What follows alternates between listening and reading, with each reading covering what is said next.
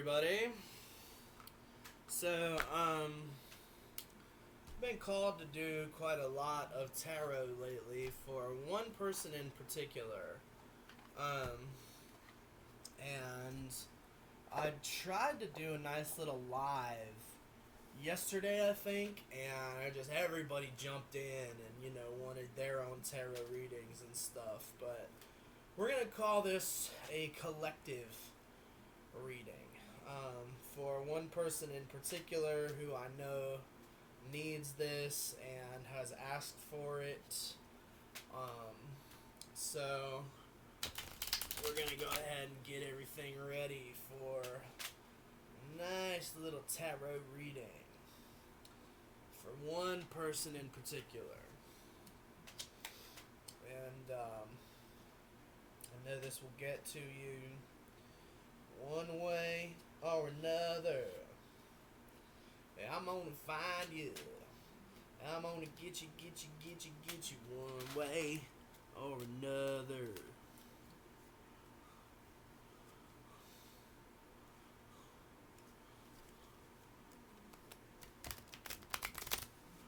Alright, so we're just shuffling up the tarot decks and the cartomancy decks. So, I'm going to do a 9-card spread on this one because that's just what I'm called to do. I only do what the spirits and the people that I work for tell me to do. And I do it gladly. So we're going to do a nice little 9-card spread. And when we are done, we'll do a little bit of pendulum, maybe. Depends on what the spirits are gonna tell me. Cause you got spirit guides when you're a psychic, and you gotta listen to them.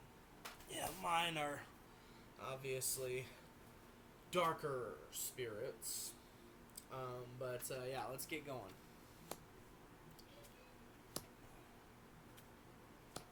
Okay.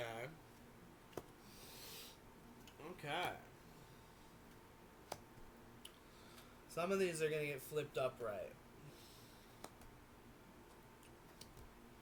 Okay, cool. Alright, so first card that comes up is the 7 of Cups in reverse. 7 of Cups in reverse in the past is like conquering problems that are in the heart. Cups are all about emotions, and the 7 of Cups is like reflecting on those emotions. But for me, it comes out in reverse way more often than it does in the upright, because I'm the type of person that's very deeply reflective, and it's also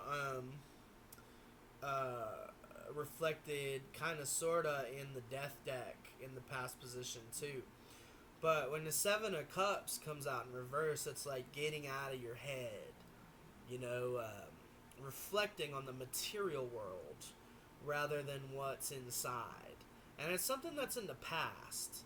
So it's kind of like you've had this like whirlwind of emotions, and now you're sort of past that. You're like, you're sort of getting into a zone that's more carnal rather than reflective.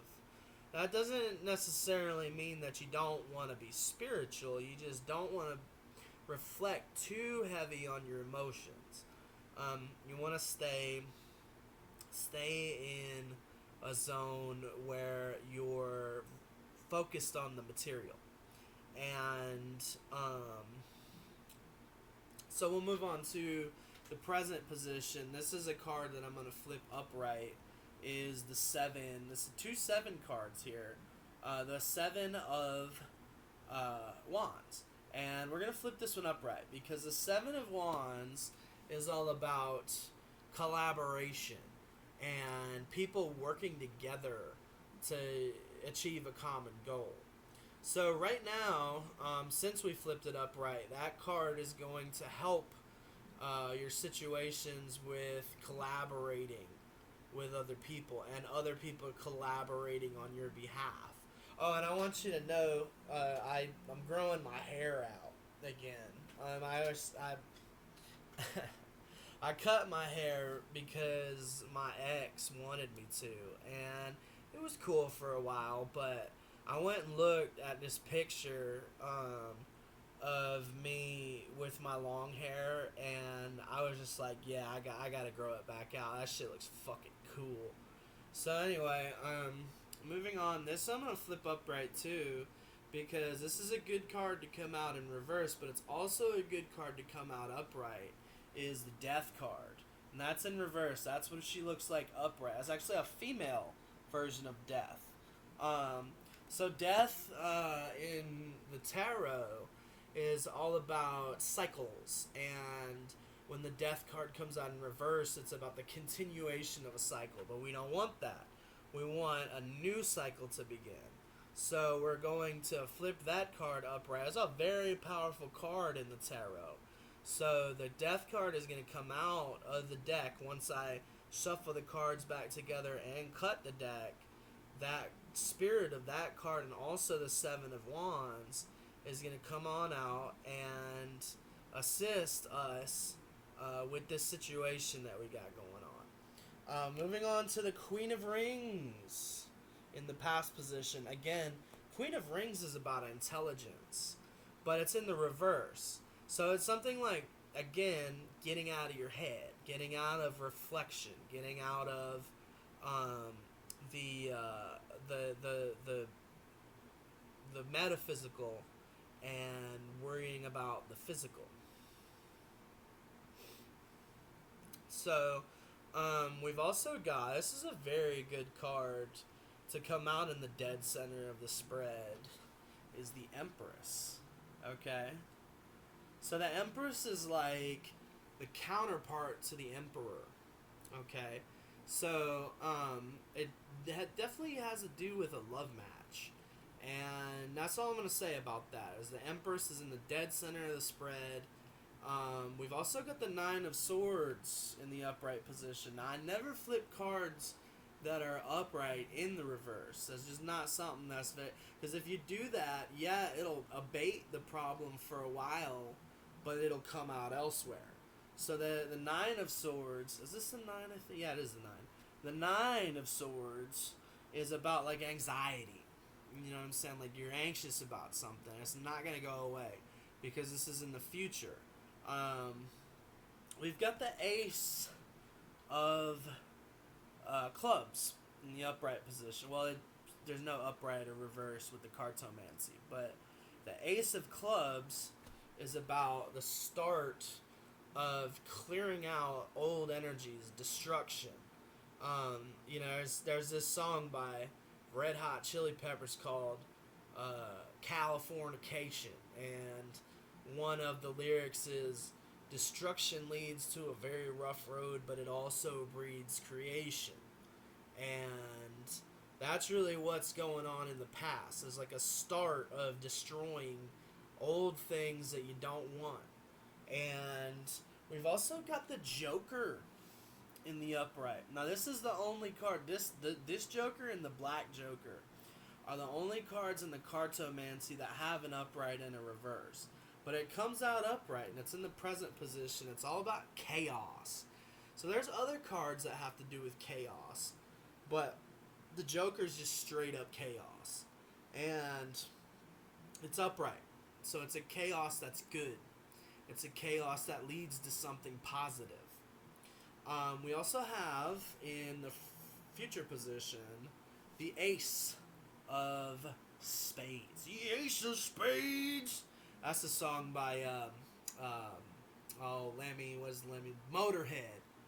Motorhead, Ace of Spades.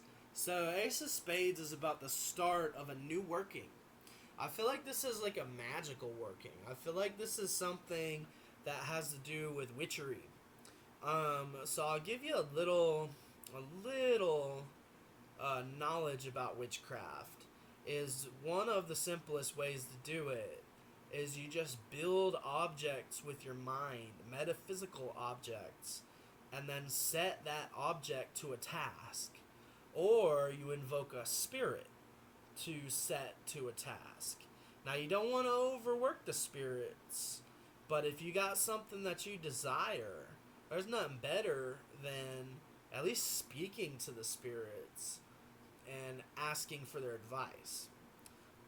So with the 9 card spread, I always like to take a look at where we started and where we ended up. So we've got, again, the 7 of cups in the reverse position. Now, I never flip a card upright if it's in the past position. And there's really no reason to, because like I said, the 7 of cups for me almost always comes out in reverse. I've only ever seen it come out upright like once, maybe twice ever. And I've been doing this for about like 4 or 5 years now, I want to say. So that card almost always comes out in reverse for me. But where we ended up is the Ace of Spades. And the Ace of Spades is, again, all about a new working, something that's new, something that has to do with work that's being done. Okay? So we'll pull this spread up, and again, we've got the Ace of Clubs. Ace of Clubs, again, is all about clearing out old energies, the start of a cycle of destruction, which again is not a bad thing. It's like on the Discovery Channel, they used to have this TV show called Destroy, Build, Destroy, and it would go through like a building that had to be cleared to bring in a new building, and then how they destroyed that building to bring in another one. So destroy, build, destroy. That's kind of what we got going on here. Moving on to the Death deck, 9 of Swords. So we've got some anxiety here. I wouldn't say fear, but definitely anxiety. And one of the definitions of anxiety is an irrational fear. It's like something that you know won't happen, but you're still anxious about it. You're still fearing it. You know what I mean? Like, you don't have to. But it is something that you're going to go through. That anxiety, that fear of the unknown, fear of what's to come. But you will conquer it, and I know that for a fact. And like I said, you shuffle, you cut, and the spirits are released. So we'll do that again with this deck, and this is good to come to the top, is Death Upright. So we're talking about the end of an old cycle and the start of a new one. So all you guys that normally get your live readings from me, I'll be doing those too. It's just there's a specific person that really needs me right now, and I'm here for you. Yeah, I just hope that you read me loud and clear on everything, and yeah. I mean, like I always say, I mean, the devil is a strong son of a bitch, and there's things that I can handle that other people just can't, and there's a reason for that. It's because when others can't be strong, I have to be, because of my position in life. Anyway, I hope that helps. I really do. That 9 of Swords is kind of troublesome, but we did have the Death card come out, and we flipped it. So we're going to see the end of an old cycle and the start of a new one. So will our subject get what they want? Yes. Hold the pendulum still. Will it be hard for them? No. Hold the pendulum still. Will it be hard for me? No. Hold the pendulum still. Are we past the hump? Yes. Okay, cool. So I hope that helps. And what I'm going to do right now is I'm going to start drawing a little energy using the focal point of this pendulum. Now, as you can see, my hand is pretty dang still. There's no micro movements going on with my hands. And the pendulum is still spinning. Maybe it's the hot air from my breath. Let's find out. Yep, not a windbag. Well, mostly. There's been days when I've had this thing spinning like a friggin' ceiling fan. And, how else can you explain that? I mean, because look, my hand is dead still. Still as a brain surgeon. And, yeah, there it goes spinning. So we're going to draw some darkness into the focal point of the pendulum. And I'm going to pull it into my body. Which is something that a witch doctor does. I'll try to take everything.